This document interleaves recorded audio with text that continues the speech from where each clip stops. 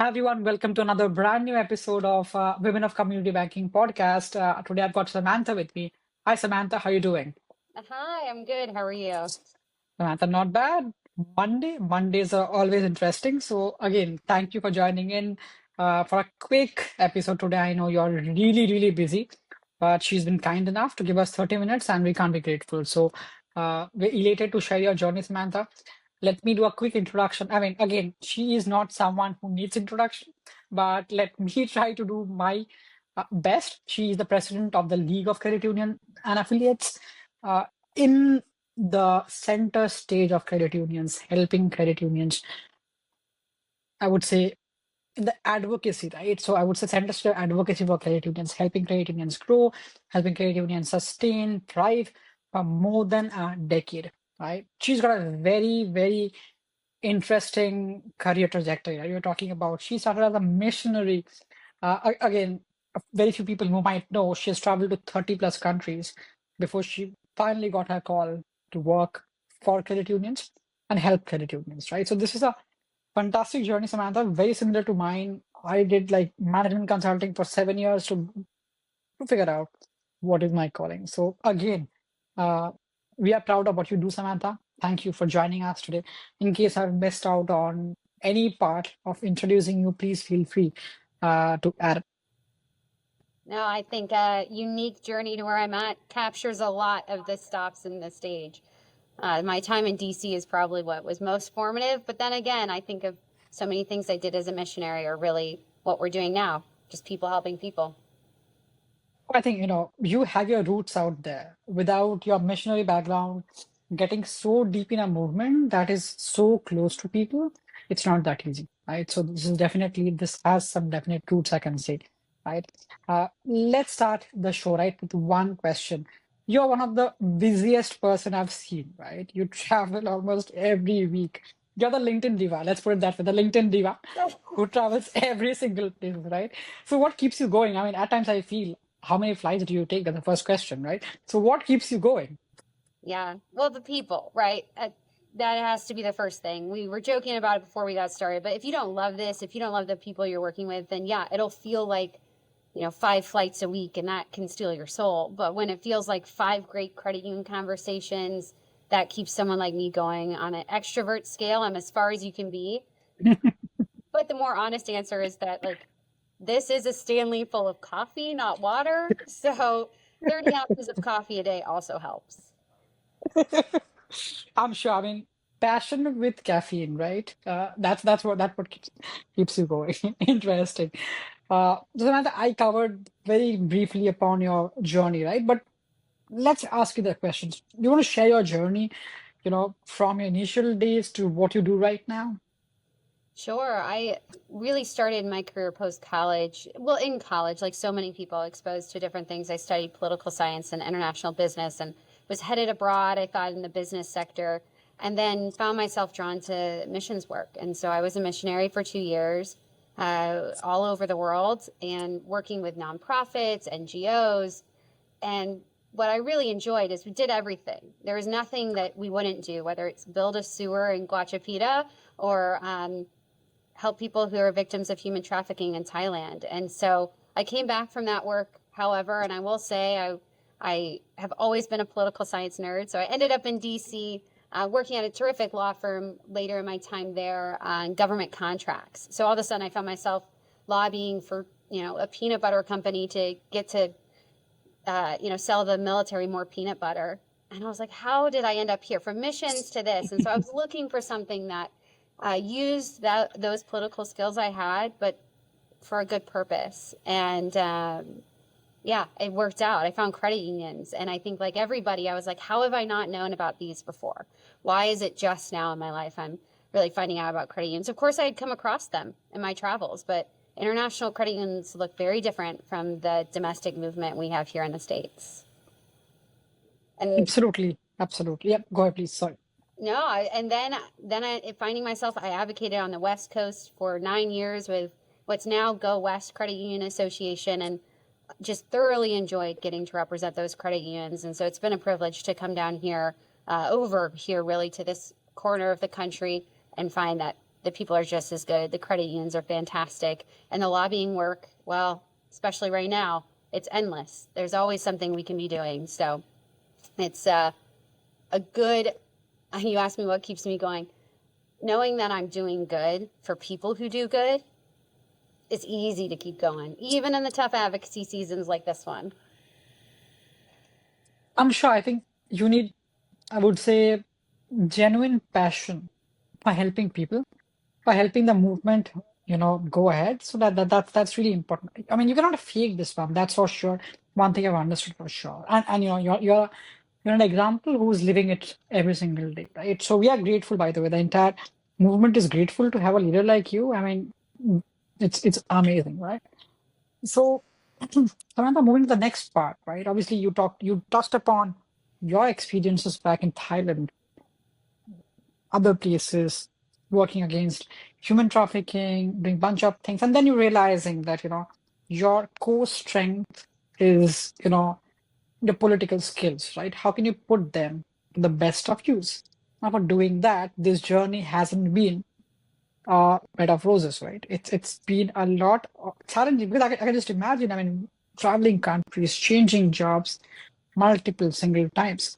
Do you want to talk about some challenges? Because this podcast is not like the fancy other ones who talk about, wow, let's help open more accounts, let's get more members. That's not this podcast is for. This podcast is for discussing real challenges, right?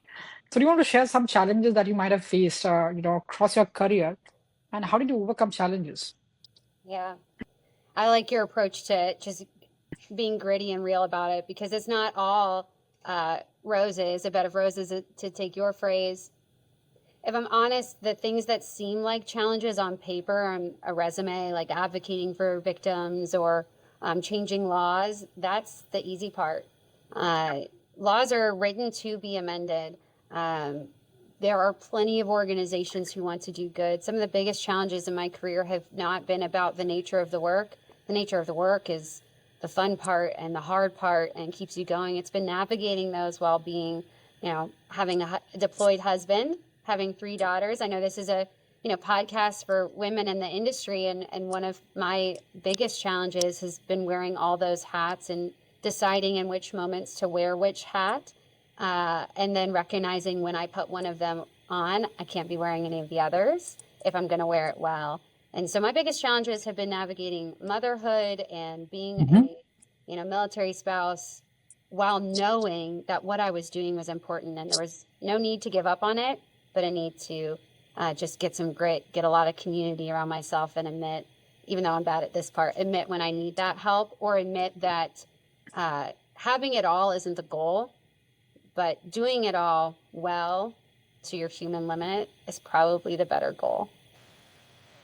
I can't deny. I mean, firstly, I can't even imagine you doing this role with 3 daughters, right? I mean, it's so difficult. How do you even manage these years doing this high intensity work, as well as balancing family on the other side? I mean, I always tell my mother that you guys are super women. There should be a movie made only about you guys, and it should be named as Superwomen, not Superman, because again, very honestly, this is almost impossible to juggle your family and do this with 3 daughters. Again, a lot of respect for that, right? That's amazing.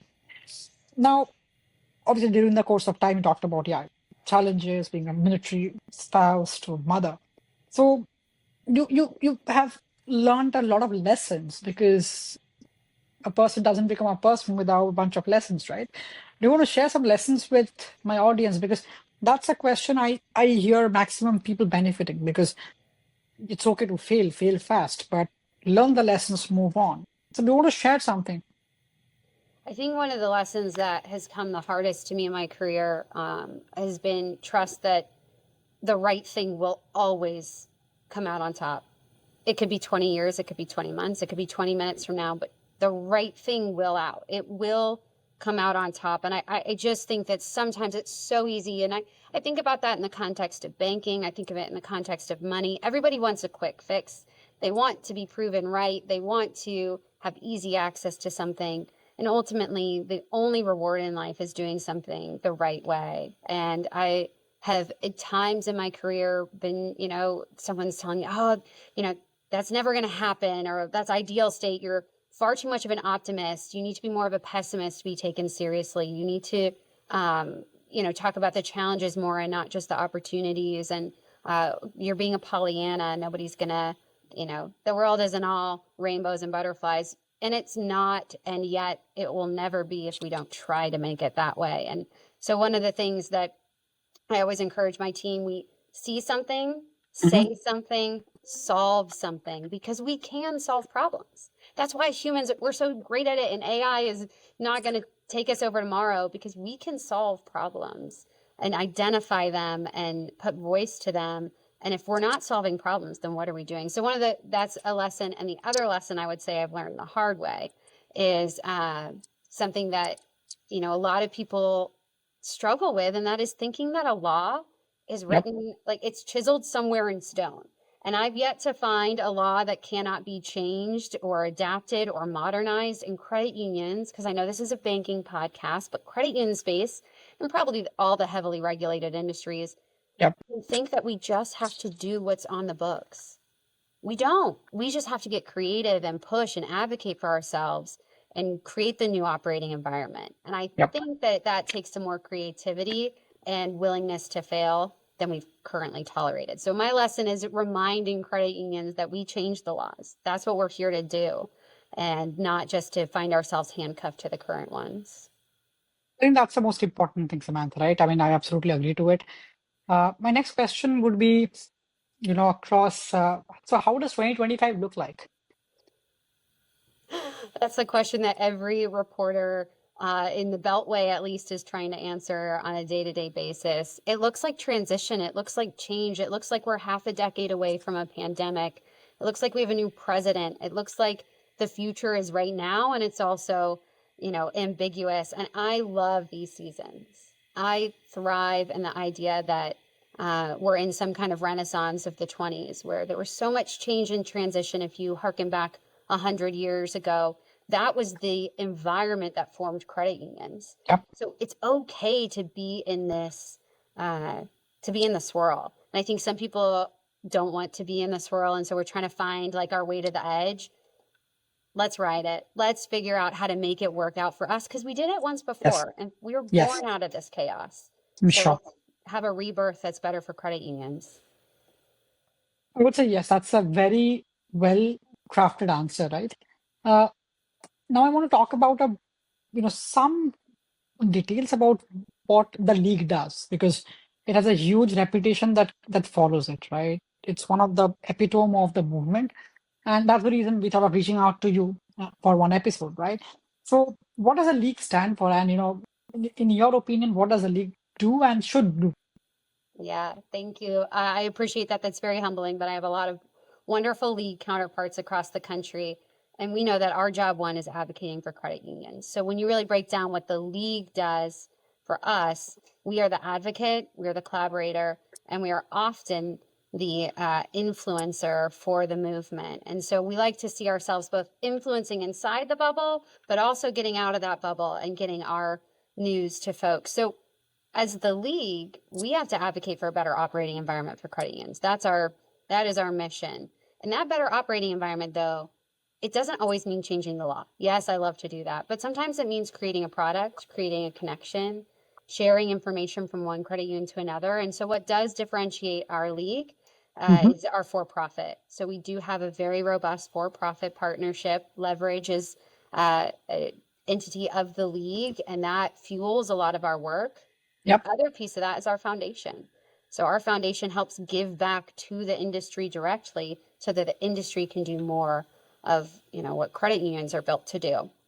That is our secret sauce here at the league. But if we ever stumble on one part of that, right? If we're just coming out with products and giving people grants, we're not changing the operating environment. If we're changing the operating environment but not providing any of the solutions that help credit unions, I'm sure. catapult into the new technology, I'm sure. then we're not doing our part. So one thing I am really proud of, though, that the credit unions have built at this league is the Office of Small Credit Unions Hmm. and our advocacy apparatus.